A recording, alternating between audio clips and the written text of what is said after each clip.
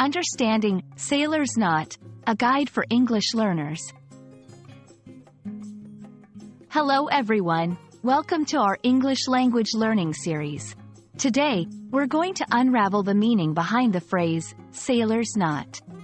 This phrase isn't just about nautical terminology, it carries interesting implications in everyday English. So, let's dive in and untangle its meanings together. First, let's understand what a sailor's knot actually is. A sailor's knot, in its literal sense, refers to a type of knot used by sailors.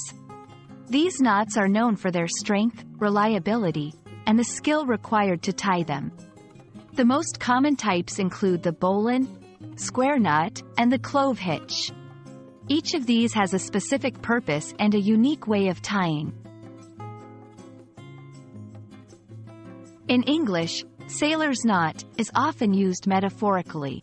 It symbolizes something that is strong, secure, and dependable. For example, in a sentence like, "Their friendship is like a sailor's knot," it means that their friendship is very strong and unlikely to break. This metaphorical use is common in English, where terms from specific fields are used to describe concepts in everyday life. The sailor's knot also holds cultural significance. In some cultures, it represents love, harmony, and strong bonds.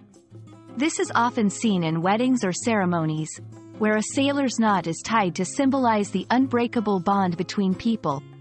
This use of the phrase highlights the rich nautical heritage and its influence on language and culture. Now, how can you use this phrase in your conversations? When you want to describe a relationship or a bond that is particularly strong or enduring, you can say it's like a sailor's knot.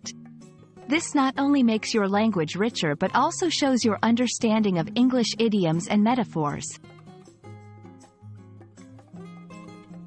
I hope this video has given you a clear understanding of the phrase, sailor's knot, and how it's used in the English language.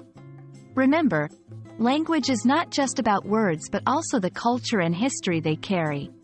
Keep exploring and enjoying the journey of learning English. See you in the next video.